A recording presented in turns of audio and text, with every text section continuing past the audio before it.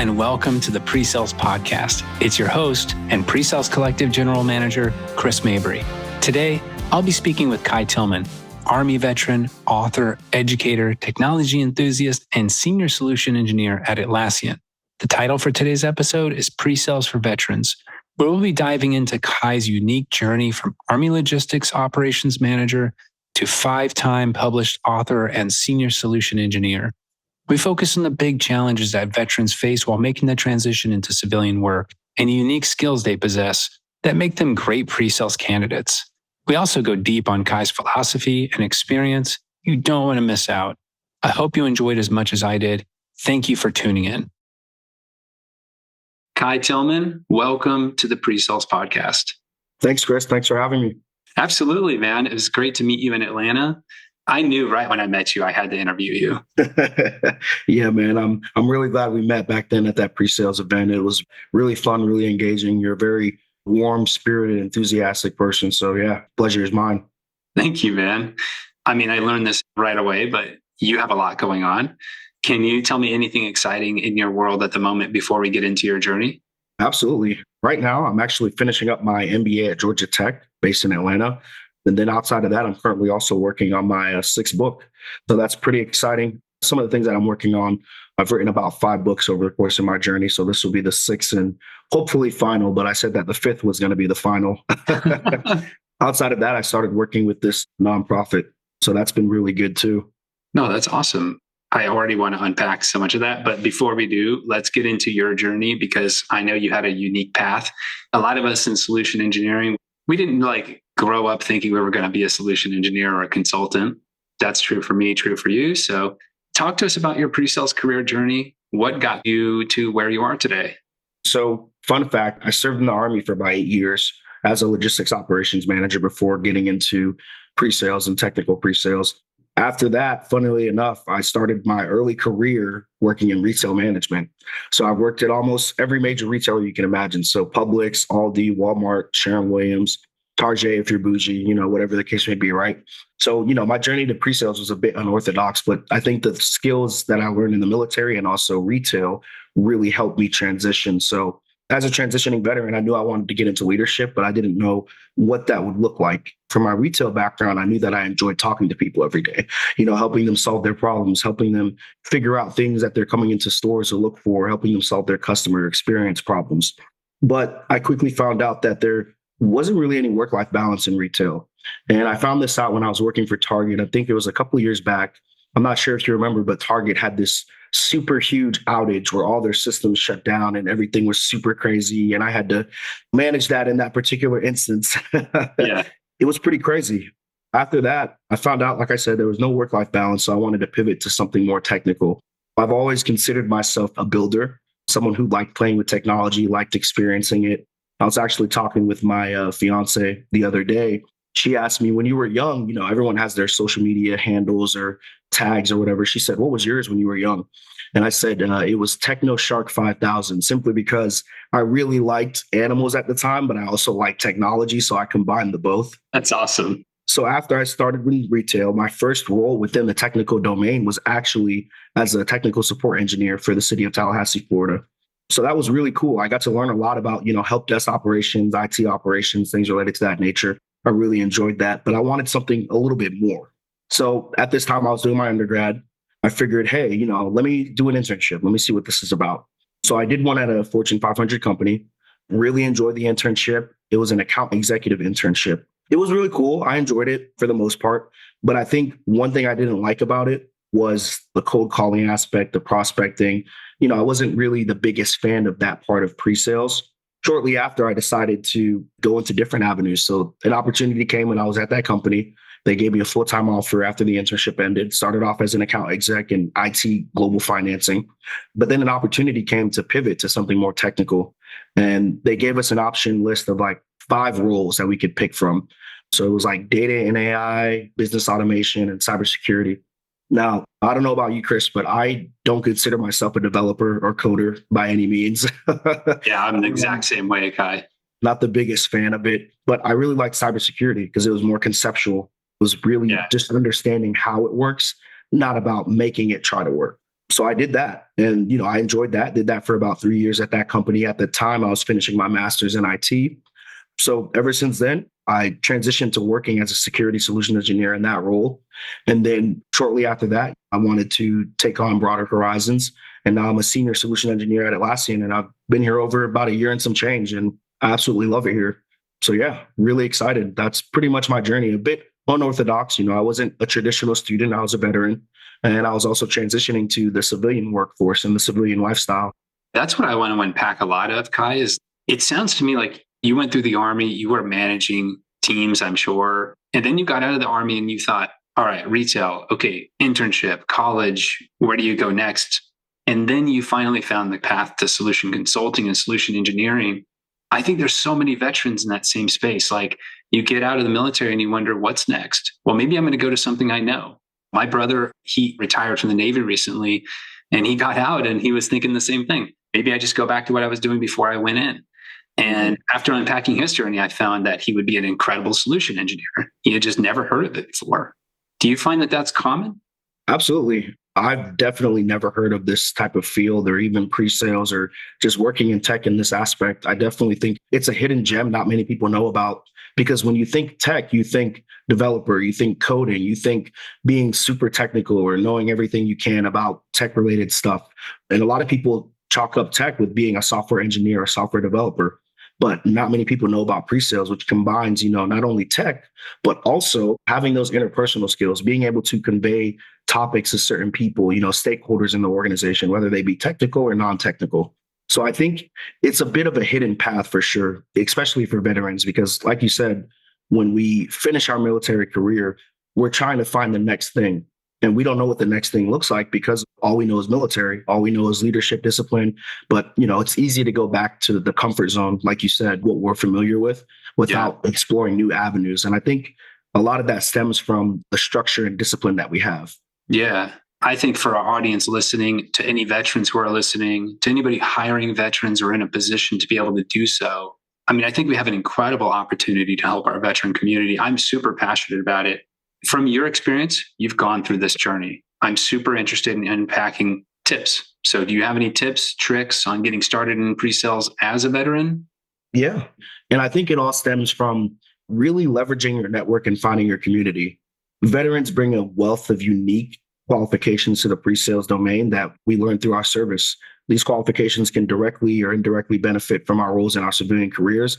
And one of them is really just talking to people. A lot of veterans, we have what we call battle buddies or comrades, people that we've served with. Our network is pretty expansive. And then the next thing would be probably educating yourself. A lot of veterans don't take advantage of when they're in service, participating in things like, the Air Force has its own academy, its own college, getting those college credits, getting those certifications while you're in the military. In your downtime, you should be focusing on your professional development. So that way, when you get out of the military, you can enjoy your civilian life. Then on top of that, gain the relevant experience. A friend of mine, he was thinking about joining the Air Force. He has a very strong marketing background.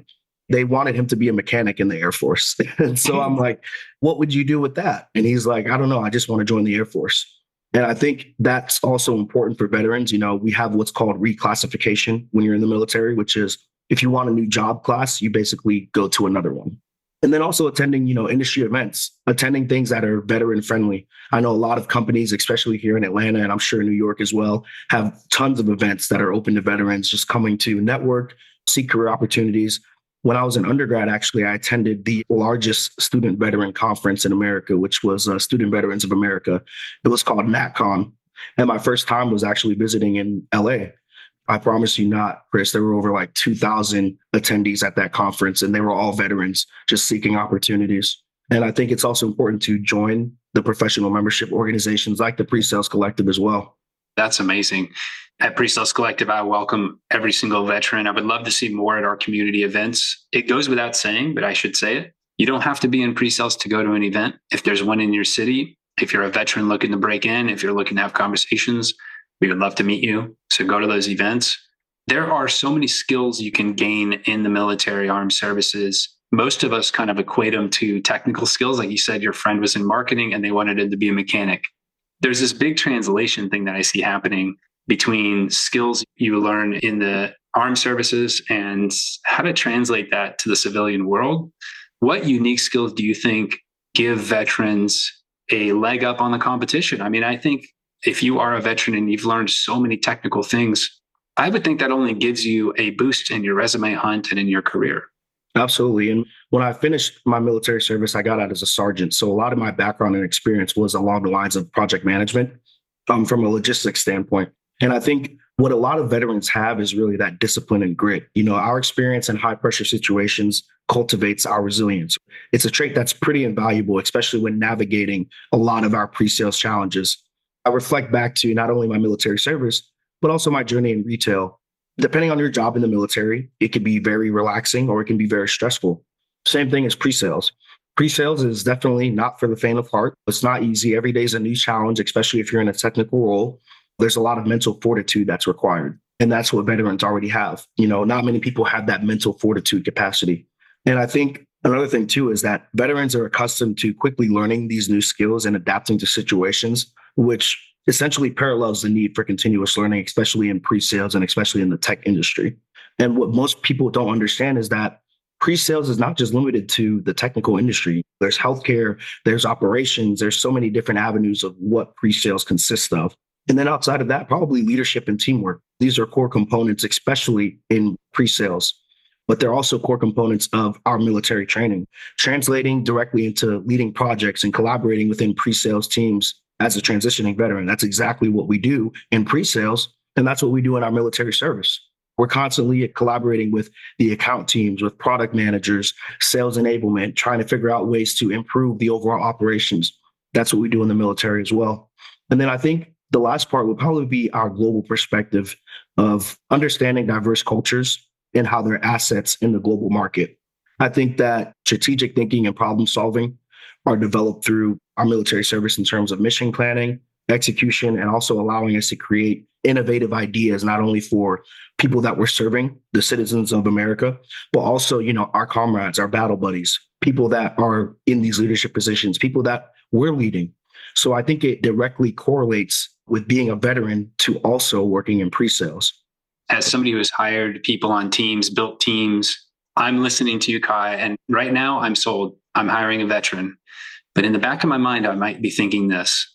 What about selling? You've covered the teamwork, leadership, grit. I think pre-sales is not for the faint of heart is my favorite quote so far from this, because I totally agree with you. What do you think about the experience of selling? Sometimes in the hiring process, I hate to say it, but it's like if you don't see it on somebody's resume, you think, I don't know if they can do it.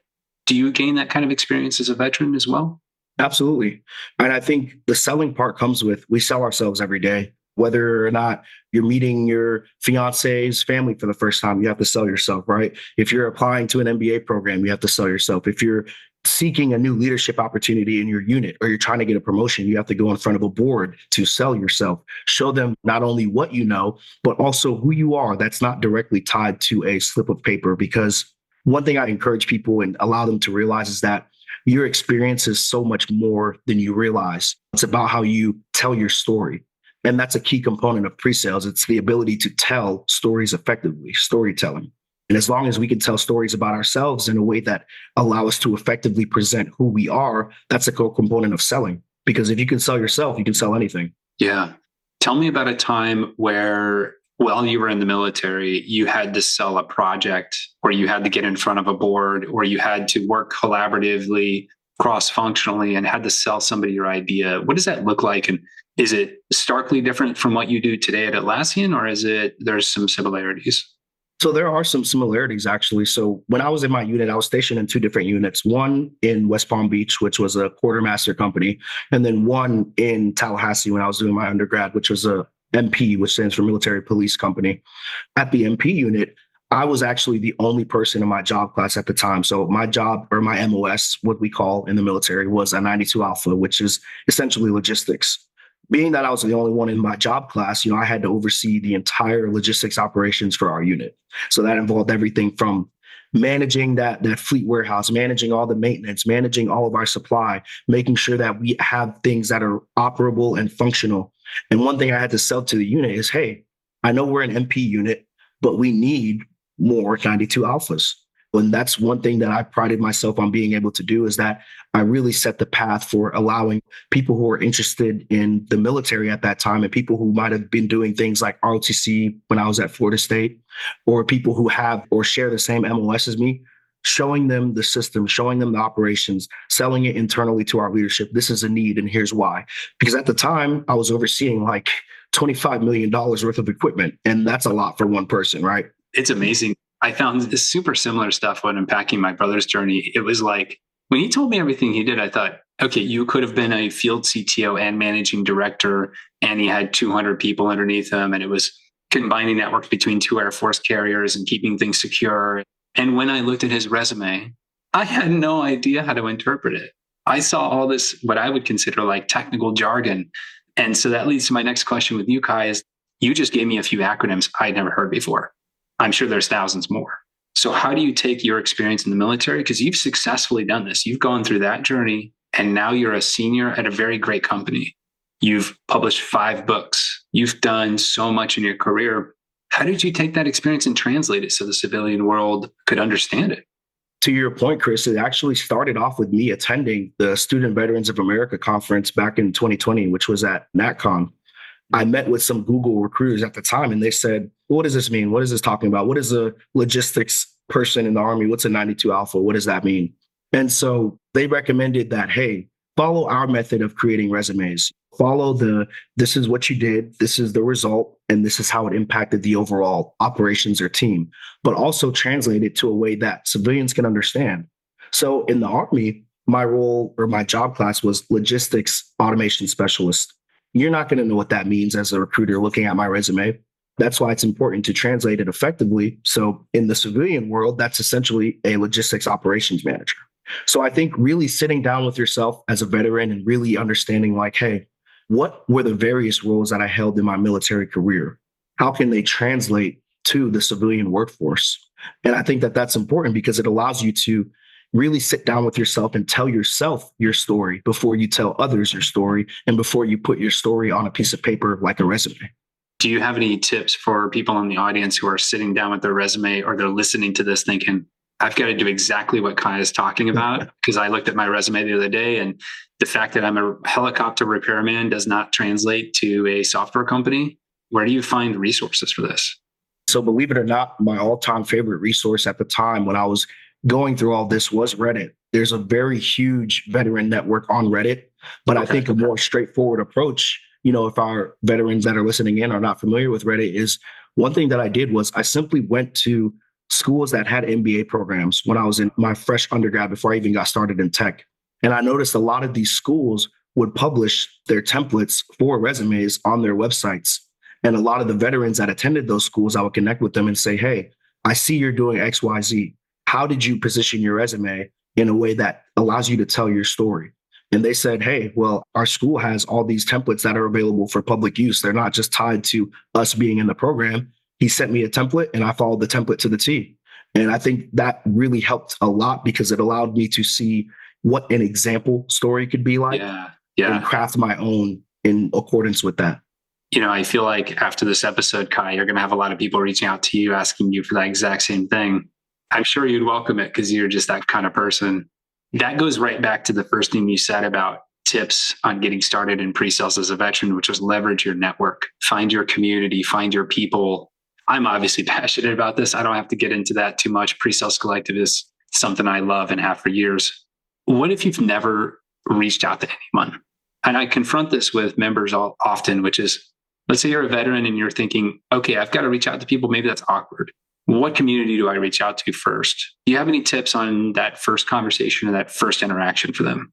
Yeah, I think a good community would be to start with veteran mentorship programs that are specifically designed for veterans who are transitioning to the civilian workforce. So looking at programs like Hire Our Heroes or 4Block, programs that offer not only free career training, but also guidance and mentorship. And also they help with the job search. That's one thing that a lot of veterans struggle with when they're transitioning to the civilian workforce is that they don't know how to get a job or where to even start. These organizations, they help with stuff like that. And then on top of that, offering free access to training programs and boot camps, looking into those types of things that are designed for veterans to assist them. So fun fact, A friend of mine who was a veteran, at the time I was working at IBM, he actually was looking at a program at IBM and he was actually going through Hire Our Heroes. And he reached out to me on LinkedIn and said, "Hey, you mind if I chat with you about IBM?" And I said, "Yeah." So we set up a call. I gave him tips and just kind of insight on the overall culture and environment at IBM. And to this day, he's still with IBM. He's crushing it. He's gotten promoted 2 times. He's working in consulting. He's doing huge things. And actually, he's going to start his master's this year at NYU doing their master's in cybersecurity program. That's amazing. I think the community for veterans, I'm not a veteran, I can't speak for you, but have you found in your journey that other veterans are willing to help? Absolutely. And that's one thing that we can pride ourselves on. It's one of our values, never leave a fallen comrade.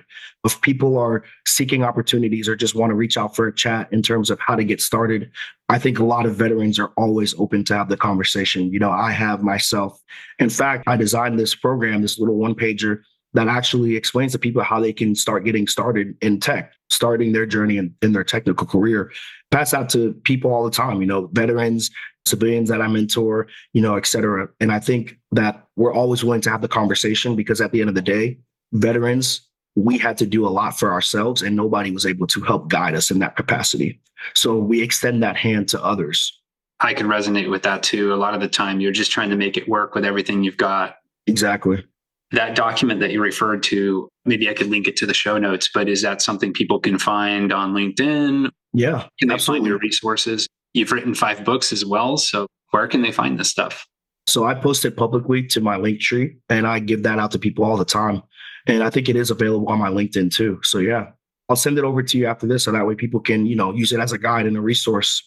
In fact, my fiance, her nephew was here earlier and he is trying to get into tech as well. He was a veteran. He's trying to get started in there. And he's like, "Well, I'm working right now as a doorman. How can I get started into tech? And I have a master's in economics." And I said, "Well, here's a guide for you." And I think what it comes down to in terms of figuring out your overall life path, you have to decide between 2 different things, the time aspect or the financial investment aspect. But regardless of which path you have to choose, there's sacrifice that's in between the both. And that sacrifice comes with you wanting to not only better your life for yourself, but also your family as well. And he found it super helpful. We talked about MBA programs. We talked about, how his entire experience directly correlates to tech. And he was like, "Yeah, I've lived in Ukraine for a little bit. I've been here. I've done that." And I'm like, "Well, tell your story." I mean, that's all it is. That's right.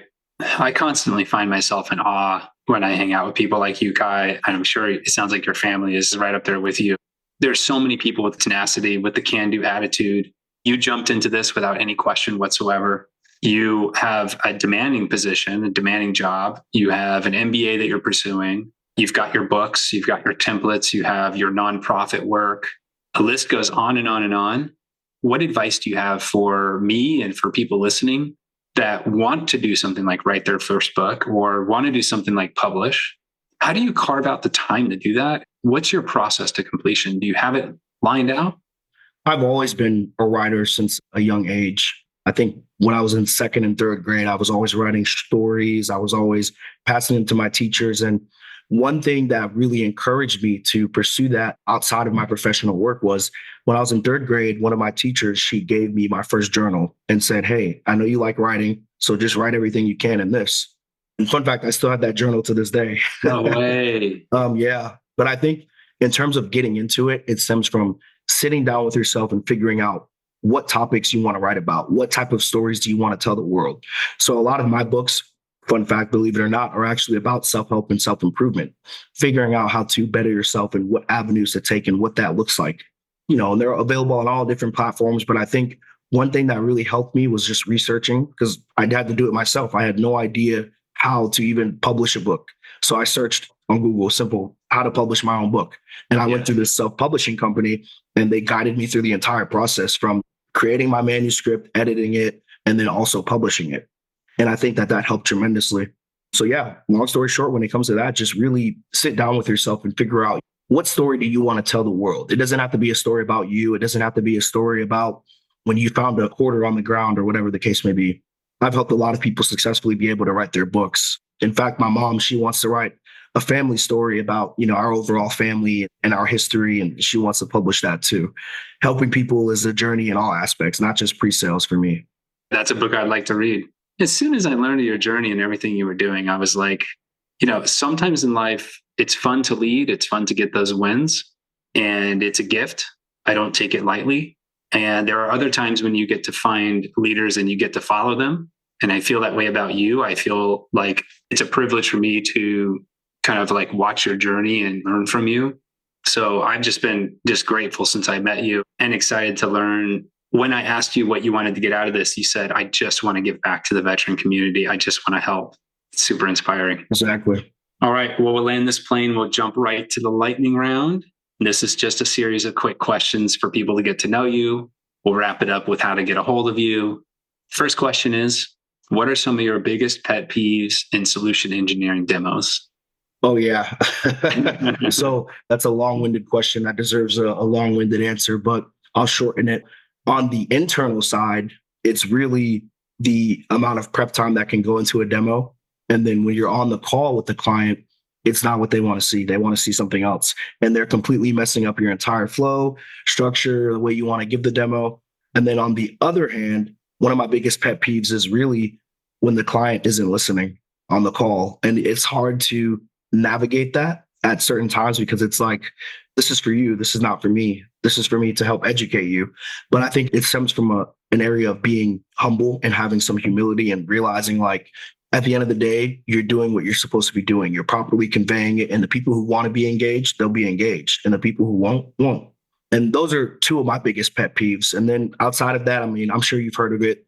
The old adage, just get to the demo. I don't believe in scoping conversations out too long or having multiple sessions about the same thing. It's just client XYZ, what would you like to see in a demo? What are your use cases? And then boom, I go in and lead the demo rather than trying to showcase a whole crazy presentation or talking about the time when I was 4 and I use this product, which isn't even a real thing, but I'm good at storytelling. Those are some of my biggest ones. Nice. You're on your 6th book now, so this should definitely apply to you.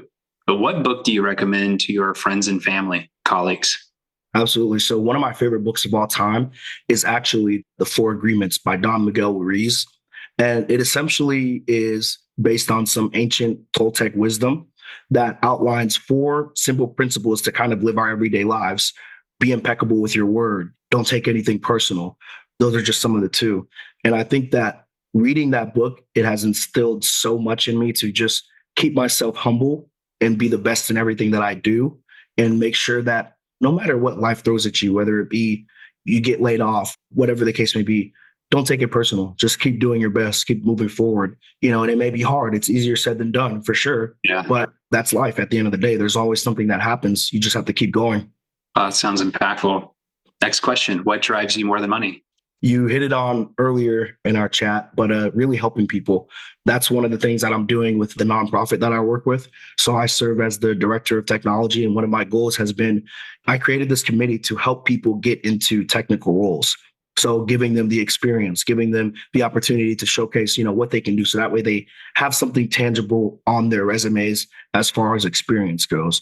And because it's a nonprofit, I don't get paid. No one gets paid except one person, but it gives them that credibility and impact. And also it doesn't interfere with, if they have another full-time job, there's no conflict of interest, things related to that nature. So really what drives me more than money is helping others reach their full potential because I had no path. No one really helped me. I had to figure it out on my own. And I'd like to prevent that for as many people as possible. Sounds like you're doing it. Last question is, what is something that most people don't know about you? I'm big into anime. I really, really enjoy anime a lot. Reading manga. I'm a little bit of a nerd in that capacity. Not many people know that about me. I don't really share it that much publicly, but a lot of my favorite movies are by this one director. I can't remember the name of him, but he created movies like Spirited Away, Howl's Moving Castle. In those little elements of whatever your interest is, from what most people don't know about you, is that you find a lot of teaching moments in something as simple as being interested or having a hobby, whether it be interested in anime, writing, reading, painting, whatever the case may be. You're always able to learn something from any experience. That's something most people don't know about me, is I'm a diehard anime enthusiast. I feel that there's a lot you can learn from anime itself. All right. Well, How can people get a hold of you? Like you mentioned earlier, you have a link tree. Is LinkedIn the best place? Absolutely, yeah. They can find me on LinkedIn. Just search my name in the search bar and I'll pop right up. Okay. Kai Tillman, thank you so much for your time today on the PreSales Podcast. I greatly appreciate you. Thanks for giving back. If you are a veteran listening to this, if you are hiring listening to this, if you have any control over that, give veterans a chance. I know that we have tons of people out there looking for work. Kai, I really appreciate your time today. Thank you so much. Thanks again, Chris, for having me. The only question I have is this: what can't Kai Tillman do? In life, I have a tendency to enjoy leading, but I enjoy following individuals like Kai much more for the amount of growth and learning that comes right along with it. From Army Logistics Manager to pre-sales excellence, one of my biggest takeaways from the conversation was this: veterans not only possess technical and leadership skills, they're also sellers within their organizations.